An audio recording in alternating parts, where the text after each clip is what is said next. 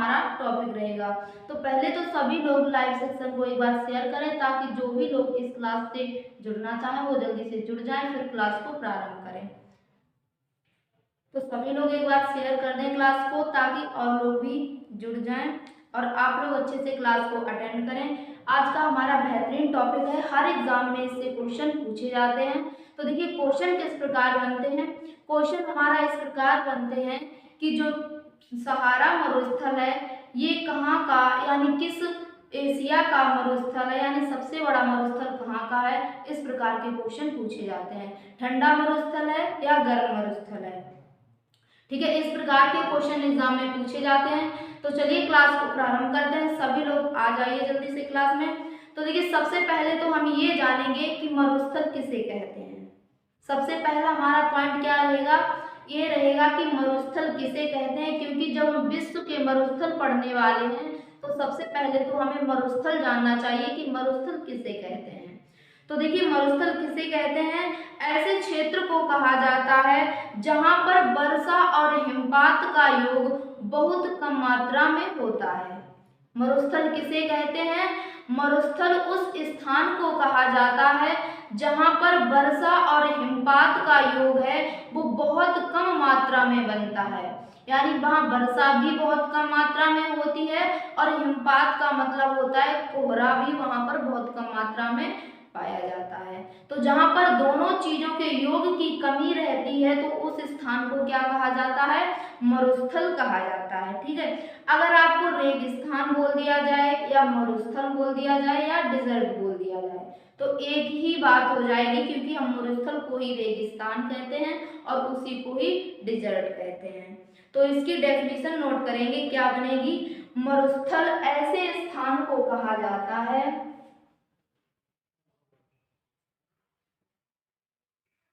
इसकी डेफिनेशन क्या बनेगी कि मरुस्थल ऐसे स्थान को कहा जाता है, स्थान को कहा जाता है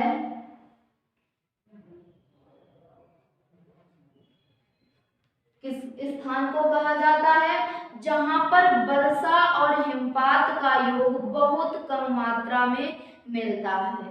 क्या मिलता है, जहां पर वर्षा और हिमपात, वर्षा और हिमपात का योग, हिमपात का योग बहुत कम मात्रा में, बहुत कम मात्रा में मिलता है।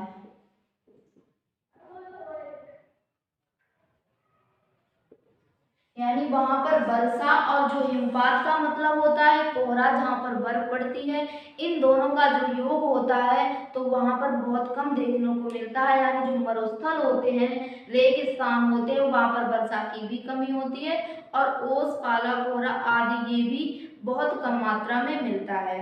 अब देखिए यहाँ पर अगला हमारा बिंदु क्या रहेगा, अगला पॉइंट हम किस तरह से पहचानेंगे कि ये मरुस्थल है, ये रेगिस्तान है। तो अगला पॉइंट हमारा इसी में नोट कीजिए, क्या बनेगा कि यहाँ पर वार्षिक औसत वर्षा कितनी, वार्षिक औसत वर्षा 25 सेंटीमीटर से कम होती है। कहाँ पर कम होती है, रेगिस्तान यानी मरुस्थलों में वर्षा कितनी होती है, तो वार्षिक औसत यानी पूरे वर्ष का जब औसत निकालेंगे वर्षा का तो कितना निकलेगा, 25 सेंटीमीटर से भी कम वर्षा होती है, कम वर्षा होती है। अगर 25 सेंटीमीटर से भी कम वर्षा होगी पूरे साल का जब एवरेज निकालेंगे तो उस स्थान को क्या कहेंगे, उस स्थान को हम लोग डिजर्ट बोलेंगे यानी मरुस्थल कहेंगे। अगर पूरी साल यानी पूरे ईयर का हम लोग एवरेज निकालेंगे, अगर 25 सेंटीमीटर से अधिक वर्षा हुई वहां पर तो वो डिजर्ट यानी मरुस्थल नहीं रहेगा। ठीक है, कम वर्षा हुई तो उस स्थान को मरुस्थल कहते हैं। तो दोनों पॉइंट से हम लोग समझ सकते हैं, क्या दोनों पॉइंट हमारे हो गए, मरुस्थल ऐसे स्थान को कहा जाता है जहां पर वर्षा और हिमपात का योग बहुत कम होता है। दूसरा पॉइंट हमारा क्या था वार्षिक औसत वर्षा, यानी जो औसत वर्षा है पूरे वर्ष की, जब उसका एवरेज निकालेंगे तो 25 सेंटीमीटर से अगर कम वर्षा वहां पर होती है तो उस स्थान को क्या कहा जाता है, उस स्थान को डिजर्ट कहा जाता है, यानी मरुस्थल कहते हैं। ये पॉइंट आप दोनों को समझ में आए, दोनों पॉइंट, ये हमारी डेफिनेशन हो गई। अब हम लोग डिटेल से पढ़ेंगे कि कौन सा मरुस्थल किस एशिया में है, किस महाद्वीप में है। तो विधिवत हम लोग महाद्वीप भी जानेंगे और कौन सा महाद्वीप किस एशिया में है ये भी जानेंगे, और साथ में देश भी जानेंगे किस देश में है। ठीक है, तो सबसे पहले तो हम लोग क्या पढ़ेंगे इसमें, सबसे पहले हम लोगों ने देखा कि मरुस्थल किसे कहते हैं। अब देखिए जो मरुस्थल होते हैं उनमें कई प्रकार की वनस्पतियां पाई जाती हैं। तो देखिए मरुस्थल में वनस्पति कितने प्रकार की पाई जाती हैं।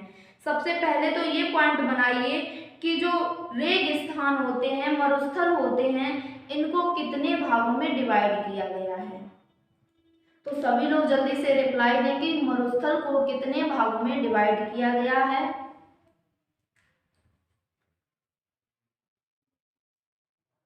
तो कितने भागों में डिवाइड किया गया है, 2 भागों में बांटा गया है। कौन कौन से 2 भाग हो गए, पहला है हमारा गर्म रेगिस्तान और दूसरा हो जाएगा हमारा ठंडा रेगिस्तान। 2 भाग हो गए, यानी पहले है गर्म रेगिस्तान, दूसरा हो जाएगा ठंडा रेगिस्तान। तो 2 भागों में रेगिस्तान को बांटा गया, यानी मरुस्थल को बांटा गया है। ठीक है, तो देखिए जो गर्म रेगिस्तान है इसमें क्या आएगा, इसमें सहारा रेगिस्तान आएगा जो गर्म रेगिस्तान है। दूसरा है थार रेगिस्तान, ये भी एक गर्म रेगिस्तान है, यानी गर्म मरुस्थल है। दूसरा हमारा पार्ट था ठंडा रेगिस्तान, यानी जो ठंडे मरुस्थल है वो कौन कौन से हैं। तो उसमें हो जाएगा अंटार्कटिक मरुस्थल जो ठंडा है, दूसरा है गोबी मरुस्थल, ये भी ठंडा है। तो देखिए इसमें गर्म मरुस्थल में इसके 2 एग्जाम्पल हो गए, सहारा और थार, जो दोनों मरुस्थल हैं। और जो गर्म में ठंडे हैं वो कौन कौन से हैं, गोबी और अंटार्कटिक, ये दोनों गर्म मरुस्थल हो गए। ठीक है, दोनों पॉइंट कंप्लीट हुए इनके एग्जाम्पल सहित कि जो हमारे रेगिस्तान है यानी मरुस्थल है, डिजर्ट है, इनको कितने प्रकार में विभाजित किया गया है, कितने टाइप से इनको बांटा गया है, 2 प्रकार से। तो कौन कौन से हैं, ठंडे रेगिस्तान और गर्म रेगिस्तान। अब देखिए मरुस्थल में वनस्पति कौन कौन सी पाई जाती है, इसको आप नोट कीजिए पहले, क्या कि इनको 2 प्रकार से विभाजित किया गया है, 2 प्रकार से विभाजित किया गया है। यानी जो रेगिस्तान है यानी मरुस्थल है ये कितने प्रकार के हैं, तो ये 2 प्रकार के हैं।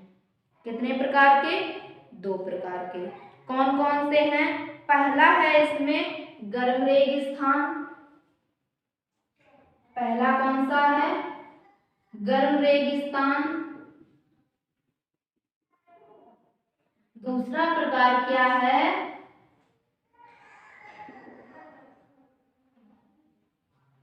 ठंडे रेगिस्तान, ठंडे रेगिस्तान। तो 2 प्रकार से बांटा गया है। इनका एग्जाम्पल क्या क्या हमने बताया था, तो इसमें हो जाएंगे सहारा मरुस्थल, सहारा मरुस्थल, दूसरा है थार का मरुस्थल, सहारा मरुस्थल और थार का मरुस्थल। इसमें क्या था, इसमें आर्कटिक मरुस्थल, दूसरा क्या था, गोबी का मरुस्थल। तो दोनों ये मरुस्थल कंप्लीट हुए, ये ठंडे मरुस्थल है और ये गर्म है, इनको मरुस्थल भी बोलते हैं और रेगिस्तान भी बोलते हैं। इसलिए आपको बार बार कंफ्यूज नहीं होना है, क्योंकि हम यहाँ पर रेगिस्तान भी लिख देते हैं और मरुस्थल भी बोल देते हैं। ठीक है, ये पॉइंट दोनों कंप्लीट हुए। अब देखिए, अब हमारा पॉइंट आएगा कि मरुस्थल में पाई जाने वाली वनस्पतियां कौन कौन सी हैं। तो पॉइंट बनाइए क्या कि मरुस्थल में पाई जाने वाली वनस्पतियां, क्या पॉइंट रहेगा, मरुस्थल में पाई जाने वाली वनस्पतियां,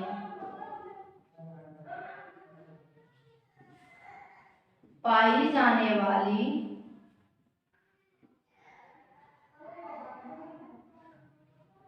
वनस्पतियां। तो देखिए मरुस्थल में किस प्रकार की वनस्पति पाई जाती है। इसमें एक वनस्पति पाई जाती है जिसका नाम क्या है, मरुद्धि। उसका नाम क्या है, मरुद्धि, लेकिन उसको अन्य नाम से भी जानते हैं जो हमारे बुक्स में हमें देखने को मिलता है। तो उसका अन्य नाम क्या है, उसका अन्य नाम है जीरोफाइट।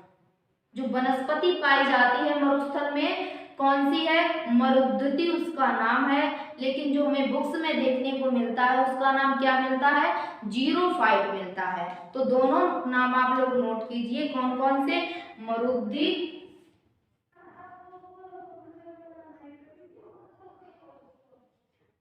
मरुद्धि और इसी को बोलते हैं जीरोफाइट।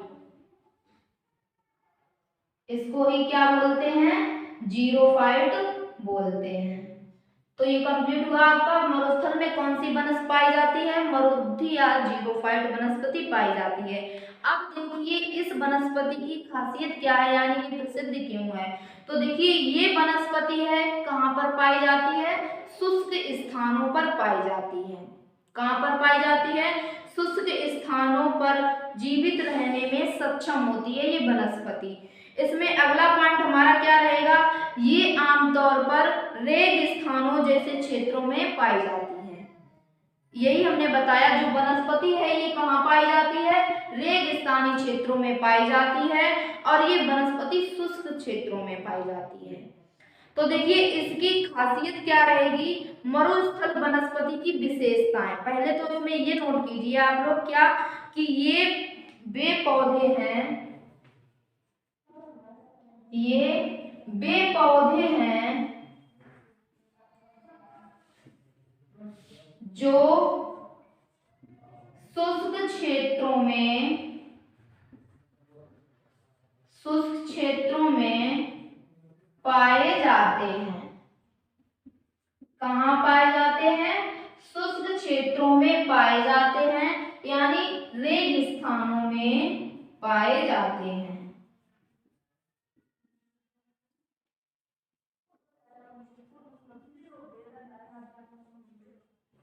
रेगिस्तानों में पाए जाते हैं।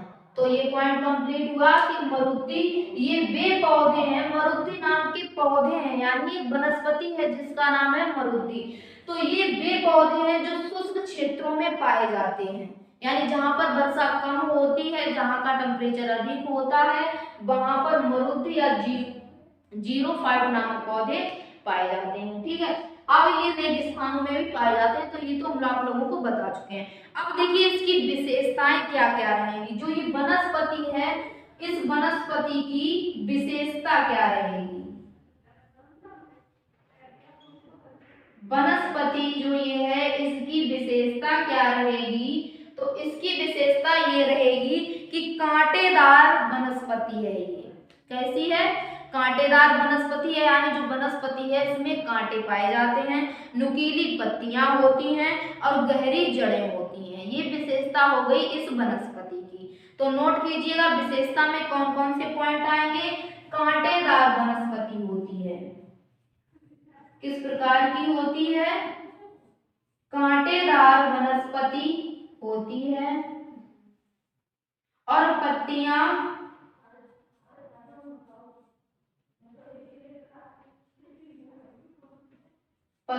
कांटेदार होती हैं, यानी पत्तियां जो होती हैं वो कैसी होती हैं, नुकीली होती हैं या कांटेदार होती हैं। तो क्या नोट करोगे, पत्तियां नुकीली होती हैं और जड़ें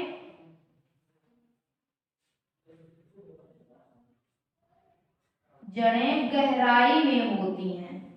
तो ये तीन विशेषताएं हो गई इस वनस्पति की। क्या क्या, कि इसमें पत्तियां होती हैं वो नुकीली होती हैं, और जो कांटेदार वनस्पति होती है, जड़ें होती हैं वो कहाँ होती हैं, गहराई में होती हैं। तो ये तीन इसकी विशेषताएं हो गई। अब देखिए आप लोग कहोगे कि इसका कोई एग्जाम्पल होगा जिससे ये समझने में आसानी हो। तो देखिए इस प्रकार की वनस्पति है, इस जो वहां पर वनस्पति पाई जाती है तो उसमें कई पौधे हैं, तो उन पौधों के जो एक दो पौधे हैं उनके नाम लिख लीजिए इससे आपको याद रहेगी। कौन कौन से हैं? कैक्टस और खजूर। तो इसका एग्जाम्पल आप लिख लीजिए, क्या? कैक्टस,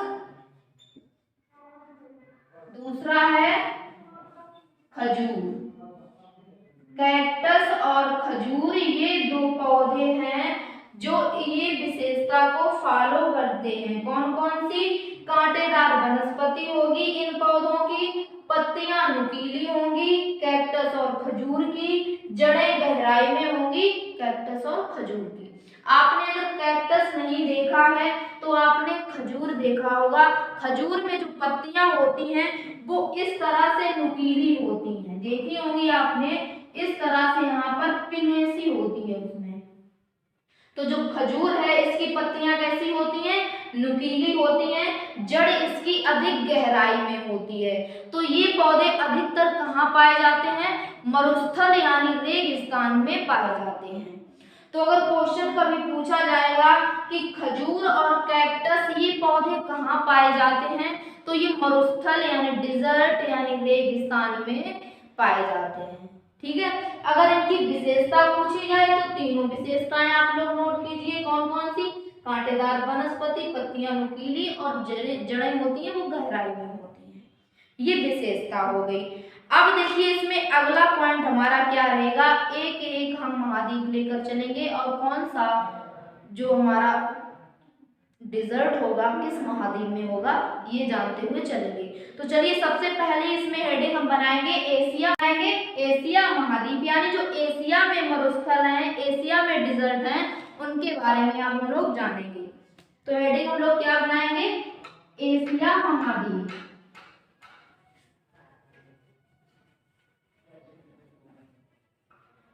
क्या हेडिंग हमारी बनेगी? एशिया महाद्वीप।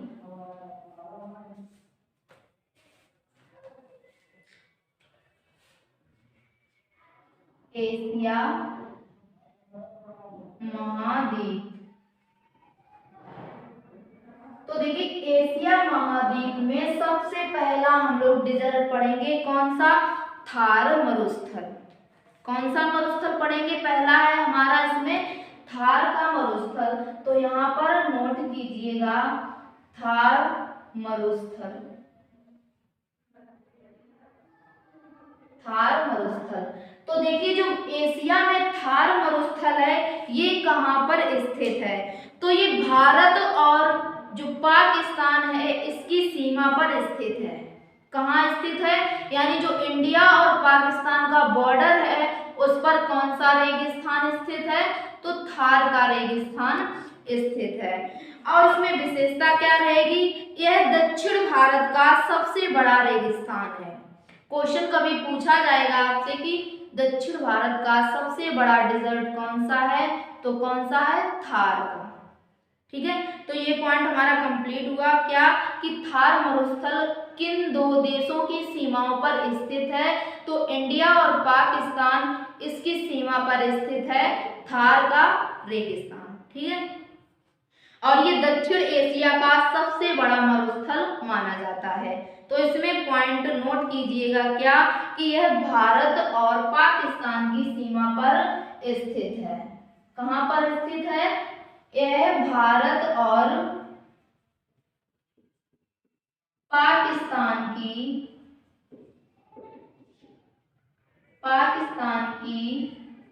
सीमा पर,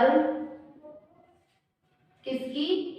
भारत और पाकिस्तान की सीमा पर स्थित है। और इसे क्या कहा जाता है? दक्षिण एशिया का सबसे बड़ा रेगिस्तान कहा जाता है। क्या नोट करोगे आप लोग कि और इसे दक्षिण एशिया करना है आपको, भारत नहीं करना है, वरना आप लोग यहाँ पर ये पॉइंट जोड़ दो कि दक्षिण भारत का।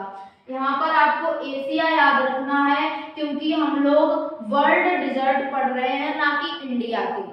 ठीक है। यानी हम लोग भारत के मरुस्थल नहीं पढ़ रहे हैं, हम लोग विश्व के मरुस्थल पढ़ रहे हैं, इसलिए हमको महाद्वीप में ही रहना है। ठीक है। तो ये भारत और पाकिस्तान पाकिस्तान की सीमा पर स्थित है, लेकिन जो थार का मरुस्थल है इसको दक्षिण एशिया का मरुस्थल भी कहा जाता है। यानी दक्षिण एशिया का सबसे बड़ा मरुस्थल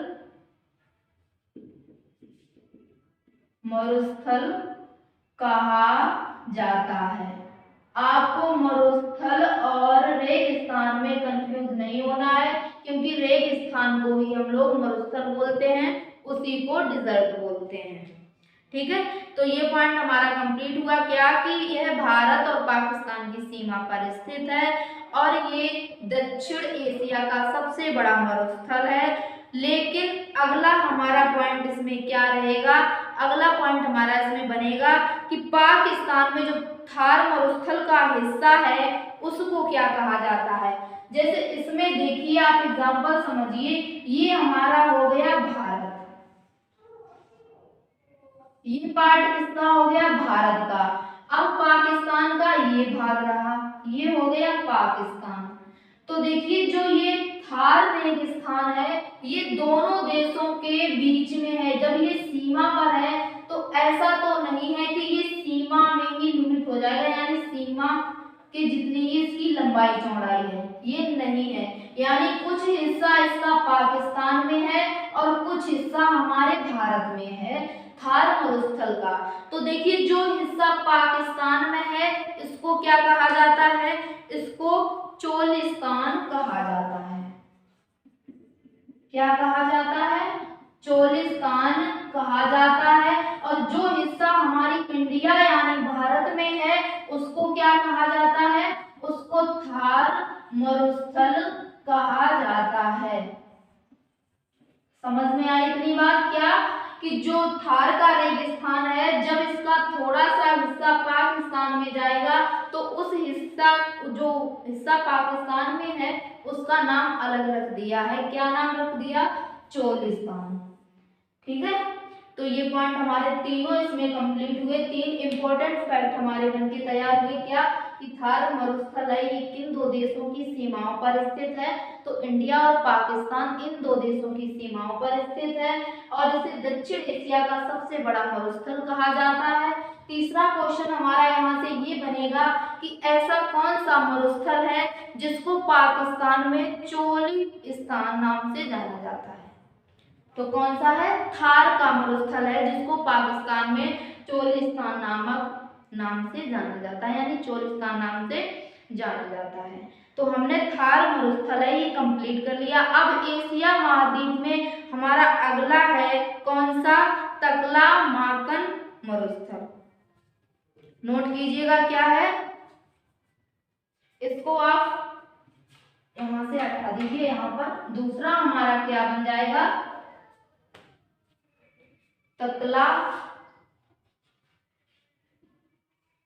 माकन मरुस्थल। ठीक है, ये भी हमारे एशिया महाद्वीप में है। महाद्वीपों में सबसे बड़ा महाद्वीप कौन सा है, तो एशिया महाद्वीप ये सबसे बड़ा है। कितने परसेंट ये है पूरे विश्व में, तो इसमें क्षेत्रफल हो जाएगा 30% इसका क्षेत्रफल है पूरे विश्व का, जो इतनी भूमि है एशिया महाद्वीप के पास है। अब देखिए दूसरा इसमें कौन सा है, तकला-माकन मरुस्थल है जो एशिया में है। अब देखिए इसमें इंपॉर्टेंट फैक्ट क्या बनेंगे, यह चीन का सबसे बड़ा रेगिस्तान है। यानी एशिया महाद्वीप में कौन कौन से देश आते हैं, इसमें अनेक देश आते हैं जिसमें चीन भी आता है। तो एशिया महाद्वीप में चीन देश है, तो ये सबसे बड़ा चीन देश का रेगिस्तान है। किसका, चीन का सबसे बड़ा रेगिस्तान कौन सा है, तकला-माकन रेगिस्तान, ये चीन का सबसे बड़ा रेगिस्तान है। इसे दरहरों का स्थान या मृत्यु का सागर कहा जाता है। अब देखिए क्वेश्चन हमारा कहां से बना, ये बना जाके कि मृत्यु का सागर ये नाम किस मरुस्थल को दिया गया, यानी किस मरुस्थल को मृत्यु का सागर नाम से जाना जाता है। तो मृत्यु के सागर के नाम से कौन सा मरुस्थल जाना जाता है, तकला-माकन मरुस्थल, जो चीन देश का सबसे बड़ा मरुस्थल है। तो इसमें पॉइंट नोट कीजिएगा, क्या नोट करोगे कि यह चीन का सबसे बड़ा रेगिस्तान है, यह चीन का सबसे बड़ा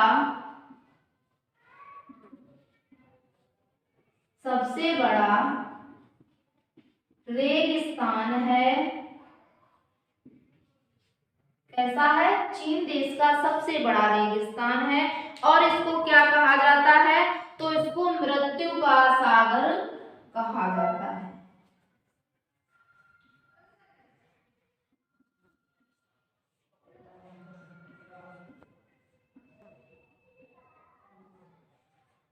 क्या कहा जाता है? मृत्यु का सागर कहा जाता है, जो तकला-माकन मरुस्थल है। ठीक है, तो 2 पॉइंट हमारे यहाँ से इंपॉर्टेंट बन गए। कौन कौन से? ये चीन का सबसे बड़ा रेगिस्तान है और इसे मृत्यु के सागर के नाम से भी जाना जाता है। अब इसमें अगला हमारा मरुस्थल रहेगा, यानी अगला हमारा डिजर्ट रहेगा कौन सा? गोबी मरुस्थल। कौन सा रहेगा? गोबी मरुस्थल।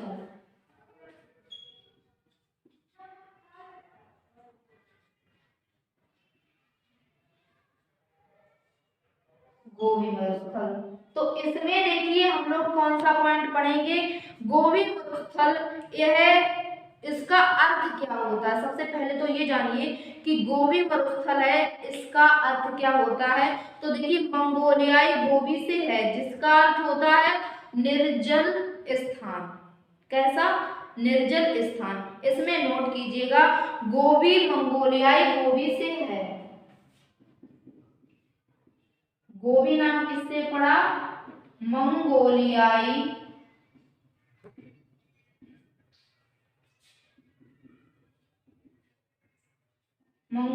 गोबी से है, जिसका अर्थ क्या है? जिसका अर्थ है निर्जल स्थान। जिसका अर्थ क्या है? जिसका अर्थ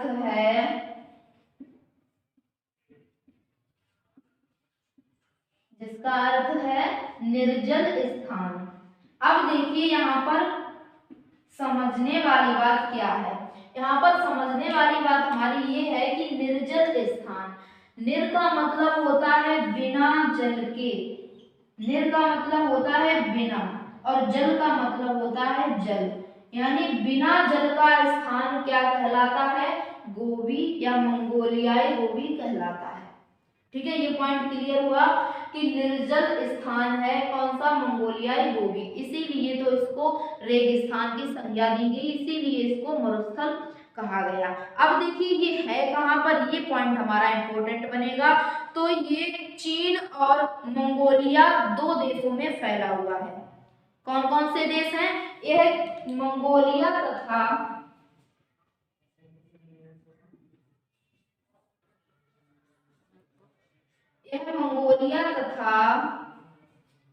चीन देश में, कहां पर? चीन देश में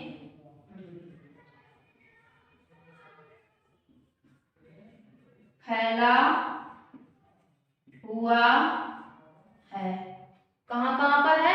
मंगोलिया और चीन देश है। इन देशों में कौन सा रेगिस्तान है? तो गोबी का रेगिस्तान या गोबी का मरुस्थल है। ठीक है, तो ये पॉइंट क्लियर हुआ। अब देखिए यहाँ पर अगला हमारा क्या बनेगा? 2 कूबड़ वाले बैक्ट्रियन ऊंट यहाँ पाए जाते हैं। कहाँ पर पाए जाते हैं? तो इस रेगिस्तान में 2 कूबड़ वाले बैक्ट्रियन ऊंट पाए जाते हैं। नोट कीजिएगा क्या? यहाँ 2 कूबड़ वाले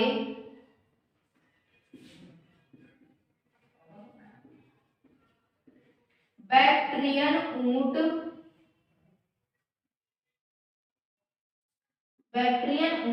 पाए जाते हैं। कैसे पाए जाते हैं? 2 कूबड़ वाले। आपने भी देखा होगा, अगर आपने सिंगल वाला कूबड़ वाला भी देखा होगा, आपने ऊंट तो देखा ही होगा। तो ऊंट पर कूबड़ क्या होता है? जो उसके पीठ पर निकला हुआ हिस्सा होता है उसे क्या कहते हैं? उसे कूबड़ कहते हैं। उससे देखिए जो ऊंट होता है उसको फायदा क्या होता है?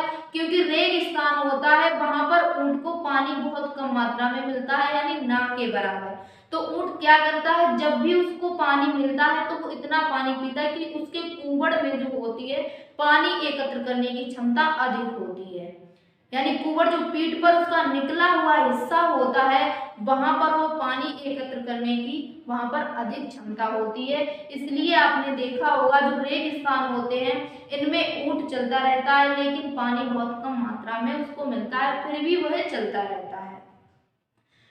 और देखिए एक हमारा क्वेश्चन यहाँ पर ये और बनेगा कि रेगिस्तान का जहाज किसे कहा जाता है, तो रेगिस्तान का जहाज कहा जाता है ऊंट को। क्यों कहा जाता है, क्योंकि जो उसके पैर होते हैं वो किस प्रकार के होते हैं, गद्दी नुमा होते हैं, जिससे उनको बालू में चलने में प्रॉब्लम नहीं होती, यानी वो आसानी से चल सकते हैं बालू में भी रेगिस्तान में भी, इसलिए उनको रेगिस्तान का जहाज कहा जाता है। और हम लोग अगर अन्य कोई भी पशु या जानवर कोई भी वहां पर चले तो उतनी गति से नहीं चल पाएगा, इसलिए जो ज्यादा गति से चलता है इसलिए उसको रेगिस्तान का जहाज कहा जाता है।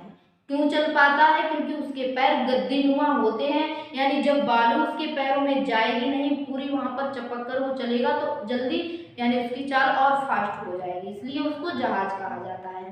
तो पॉइंट हमारे यहाँ पर समझ में आया कि जो मंगोलिया यानी गोबी मरुस्थल है इसमें क्या पाए जाते हैं, यहाँ पर दो कुबड़ वाले ऊंट पाए जाते हैं, यानी जिनके पीठ पर दो हिस्से होते हैं जो निकले हुए होते हैं कुबड़ टाइप में, वो ऊंट कहाँ पर पाए जाते हैं, तो गोबी डिजर्ट है यहाँ पर पाए जाते हैं। यानी ये 3 डिजर्ट हो गए, कौन कौन से, थार का मरुस्थल, तकलामाकन मरुस्थल और गोबी मरुस्थल। ये तीनों मरुस्थल कहाँ पर हैं, तो एशिया महाद्वीप में है। जो मुख्य थे यानी जो इम्पोर्टेंट इसमें फैक्ट थे वो भी हम लोग जान चुके हैं। अब हम लोग अगला इसमें महाद्वीप पढ़ेंगे, कौन सा, अफ्रीका महाद्वीप। कौन सा महाद्वीप हम लोग पढ़ेंगे, अफ्रीका महाद्वीप।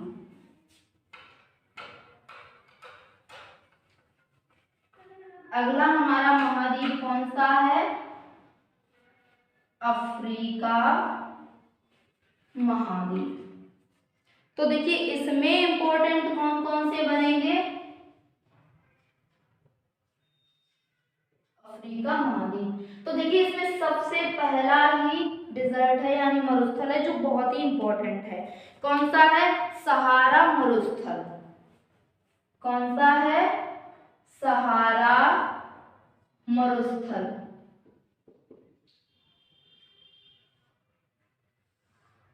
तो देखिए जो सहारा मरुस्थल है ये किस देश में है, सबसे पहले तो ये जानिए कि ये दुनिया का सबसे बड़ा और गर्म मरुस्थल है।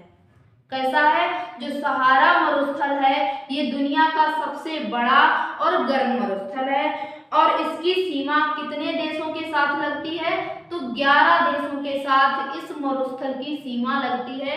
यानी जो सहारा मरुस्थल है ये कितने देशों की सीमा साझा करता है, कितने देशों से, तो 11 देशों से सीमा साझा करता है। अब देखिए इसमें नोट करने वाले पॉइंट क्या क्या रहेंगे, इसमें नोट कीजिए, यह विश्व का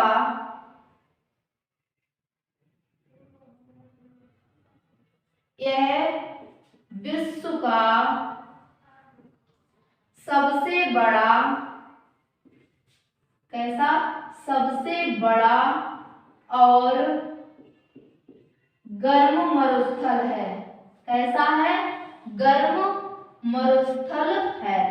हमने आपको बताया था कि मरुस्थल को 2 भागों में डिवाइड किया गया है, कौन कौन से उसमें पार्ट थे, पहला तो था ठंडे मरुस्थल, दूसरा था गर्म मरुस्थल। तो देखिए जो ये सहारा मरुस्थल है ये कैसा मरुस्थल है, ये गर्म मरुस्थल है। और सबसे इंपॉर्टेंट हमारी इसमें बात क्या रहेगी कि ये दुनिया का सबसे बड़ा मरुस्थल है। क्वेश्चन बहुत इंपॉर्टेंट है यहाँ पर हमारा कि क्वेश्चन क्या बना कि दुनिया का सबसे बड़ा गर्म मरुस्थल कौन सा है, तो वो मरुस्थल है सहारा मरुस्थल। ठीक है, अब देखिए इसमें पॉइंट क्या हमारा अगला बनेगा कि यह 11 देशों के साथ सीमा साझा करता है। ये भी फैक्ट इंपॉर्टेंट है हमारा, यह कितने देशों के साथ, 11 देशों के साथ, 11 देशों के साथ सीमा साझा करता है। कितने देशों के साथ, 11 देशों के साथ सीमा साझा करता है। समझिए कितना बड़ा होगा जब ये 11 देशों के साथ सीमा साझा करता है, इसलिए इसको दुनिया का सबसे बड़ा डेजर्ट माना गया है। ठीक है, तो हमारे 2 पॉइंट यहाँ से कंप्लीट हुए। क्या क्या कि विश्व का सबसे बड़ा मरुस्थल कौन सा है? सहारा मरुस्थल है।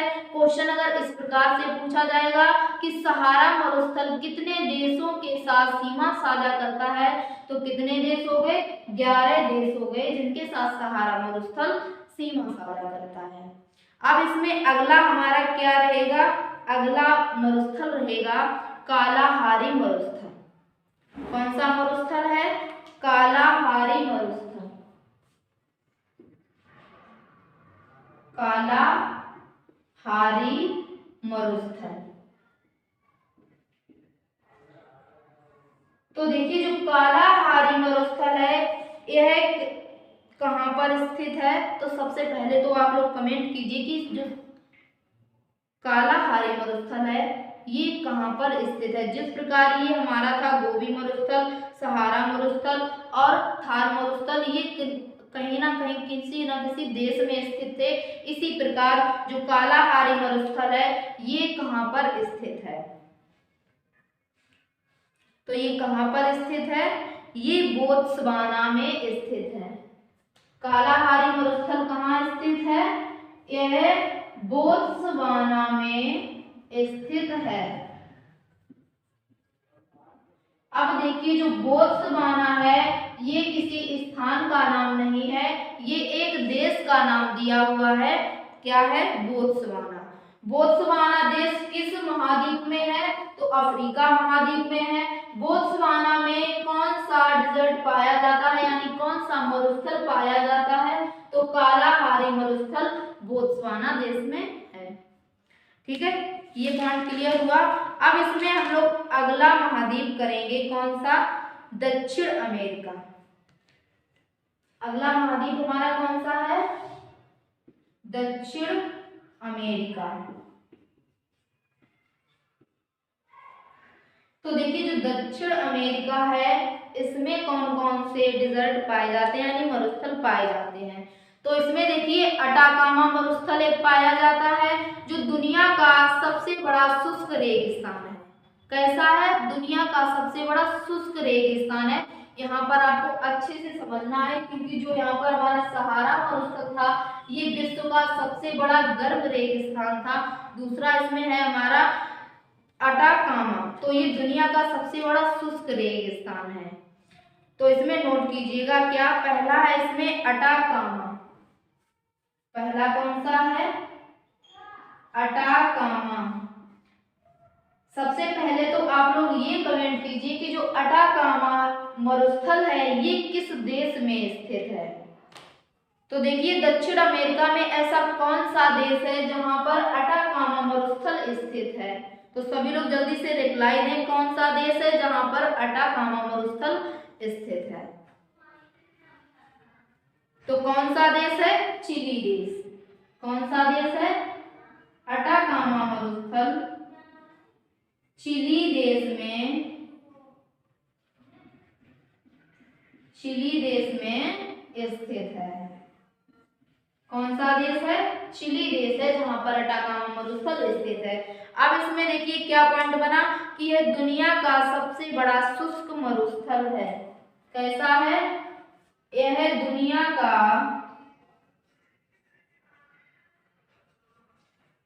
सबसे बड़ा शुष्क मरुस्थल है। कैसा है? शुष्क मरुस्थल है। ठीक है, ये पॉइंट नोट किया आपने। अब देखिए इसमें अगला है हमारा पेंटागोनिया।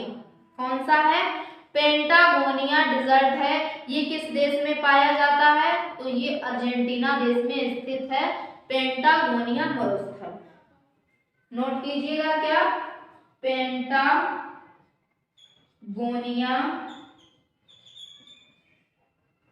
मरुस्थल। कौन सा है? पेंटागोनिया मरुस्थल। ये किस देश में स्थित है? तो देश हो जाएगा अर्जेंटीना। देश कौन सा हो जाएगा? अर्जेंटीना।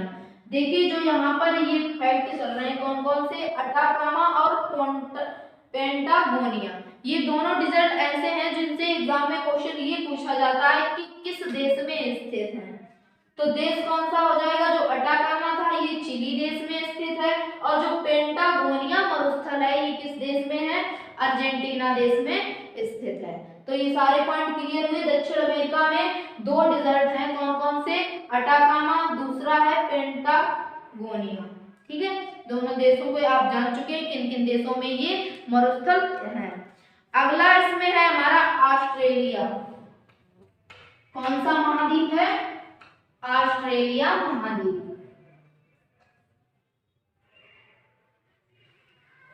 कौन सा महाद्वीप हम लोग पढ़ेंगे अब? ऑस्ट्रेलिया महाद्वीप।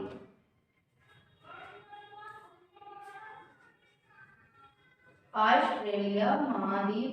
तो देखिए ऑस्ट्रेलिया महाद्वीप है, इसमें कौन कौन से डिजर्ट हैं? तो इसमें ग्रेट सैंडी मरुस्थल। कौन कौन से हैं? ग्रेट सैंडी मरुस्थल है, गिब्सन मरुस्थल है और ग्रेट विक्टोरिया मरुस्थल है। तीन मरुस्थल हैं जो इंपॉर्टेंट है, नोट कीजिए आप लोग। क्या कि ग्रेट सैंडी मरुस्थल, ग्रेट सैंडी मरुस्थल,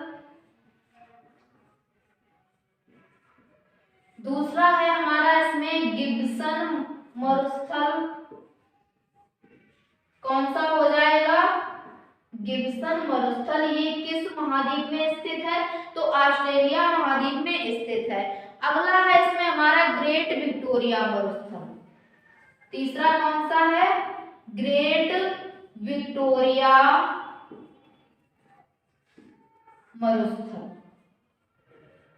तो ये कहाँ है? एशिया महाद्वीप में। तीनों पॉइंट क्लियर हुए हमारे। कौन कौन से? ग्रेट सैंडी मरुस्थल किस महाद्वीप में है? तो ऑस्ट्रेलिया महाद्वीप में है। गिब्सन मरुस्थल ये किस महाद्वीप में है? ये भी ऑस्ट्रेलिया महाद्वीप में है। ग्रेट विक्टोरिया मरुस्थल तो ये किस महाद्वीप में है? ये भी ऑस्ट्रेलिया महाद्वीप में है। तो ये तीनों जो इम्पोर्टेंट थे डिजर्ट वो हम लोग जान चुके हैं। अब देखिए इसमें जो इम्पोर्टेंट फैक्ट रहेंगे वो क्या क्या रहेंगे, उन्हें ध्यान से जानेंगे हम लोग।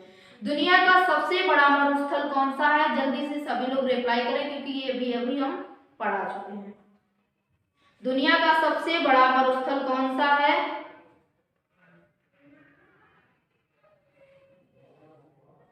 तो ये है अंटार्कटिका, जो दुनिया का सबसे बड़ा है।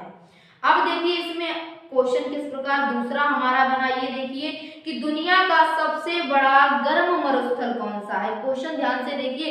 पहला था हमारा दुनिया का सबसे बड़ा मरुस्थल कौन सा था? अंटार्कटिका, ये ठंडा मरुस्थल था। दूसरा हमारा क्वेश्चन क्या बना कि दुनिया का सबसे बड़ा गर्म मरुस्थल कौन सा है?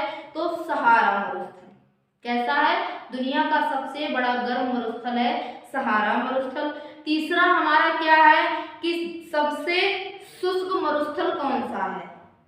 क्वेश्चन क्या है? सबसे बड़ा शुष्क मरुस्थल कौन सा है दुनिया का? तो कौन सा है? अटाकामा मरुस्थल, ये दुनिया का सबसे बड़ा शुष्क मरुस्थल है।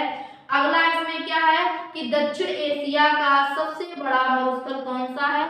तो ये एशिया महाद्वीप में मरुस्थल है थार मरुस्थल, जिसको दक्षिण एशिया का सबसे बड़ा मरुस्थल कहा जाता है। अगला इसमें हमारा पॉइंट क्या बनेगा? सबसे ज्यादा जनसंख्या घनत्व वाला मरुस्थल कौन सा है? नोट कीजिए ये पॉइंट क्या कि सबसे बड़ा जनसंख्या घनत्व वाला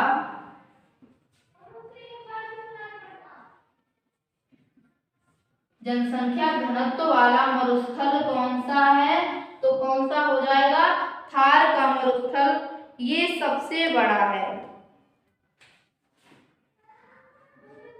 थार मरुस्थल, यहाँ पर जनसंख्या घनत्व सर्वाधिक है। अब देखिए इतने हमने महाद्वीप पढ़े, लेकिन हमारा एक महाद्वीप है जिसका नाम कहीं पर भी नहीं लिया गया। तो कौन सा है? यूरोप महाद्वीप। कौन सा महाद्वीप है? यूरोप महाद्वीप। तो उसमें भी एक पॉइंट नोट कीजिए, क्या बनेगा कि यूरोप महाद्वीप में एक भी मरुस्थल नहीं है, इसीलिए अभी तक उसका नाम नहीं लिया गया है।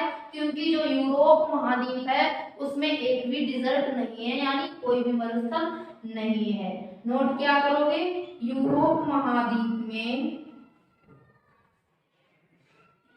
यूरोप महाद्वीप में एक भी मरुस्थल नहीं है, यानी कोई मरुस्थल नहीं है। नोट हुआ ये पॉइंट कि जो यूरोप महाद्वीप है इसमें एक भी मरुस्थल नहीं है, तो इसलिए उसका नाम नहीं लिया गया। अब देखिए कुछ गर्म रेगिस्तान है और कुछ ठंडे रेगिस्तान है, तो उन्हें जान लीजिए कौन कौन से रेगिस्तान ठंडे हैं और कौन कौन से गर्म है, क्योंकि एक नजर में इन्हें देख लीजिए, याद हो जाएंगे। तो देखिए सबसे पहले तो हम ठंडे रेगिस्तान जानेंगे कि ठंडे रेगिस्तान कौन कौन से हैं। अंटार्कटिक मरुस्थल, ये भी ठंडा रेगिस्तान है। गोबी मरुस्थल, ये भी ठंडा रेगिस्तान है। ग्रेट बेसिन मरुस्थल, ये भी ठंडा रेगिस्तान है। मोजावे मरुस्थल, ये भी ठंडा स्थान है। और पोंटागो मरुस्थल, ये भी ठंडा रेगिस्तान है। कैसा, पेंटागोनिया। तो इतने मरुस्थल हो गए जो ठंडे हैं, कौन कौन से, पेंटागोनिया, मोजावे मरुस्थल, ग्रेट बेसिन और विक्टोरिया और आर्कटिक और गोबी। ये कैसे हो गए, तो ये ठंडे मरुस्थल हो गए। गर्म मरुस्थल कौन कौन से हैं, गर्म है सहारा मरुस्थल, दूसरा है कालाहारी मरुस्थल, तीसरा है थार का मरुस्थल, चौथा है तकलामाकन मरुस्थल, ये भी गर्म मरुस्थल है। और हमारा अगला है सैंडी गिब्सन, ये भी गर्म मरुस्थल है। ठीक है, तो ठंडे मरुस्थल और गर्म मरुस्थल दोनों हम लोग जान चुके हैं। क्वेश्चन इस प्रकार ही पूछा जाता है कि दुनिया का सबसे बड़ा गर्म मरुस्थल कौन सा है, तो गर्म मरुस्थल है सहारा मरुस्थल। इस प्रकार से क्वेश्चन अब हमारे बनेंगे। तो फिर आज की क्लास यहीं पर, फिर मिलते हैं हम लोग अगली क्लास में। तो उम्मीद करते हैं कि आप लोगों को क्लास पसंद आई होगी, तो सभी लोग क्लास को लाइक करें, शेयर करें और बेस्ट तैयारी के लिए हमारे चैनल को सब्सक्राइब करें। मिलते हैं नेक्स्ट क्लास में।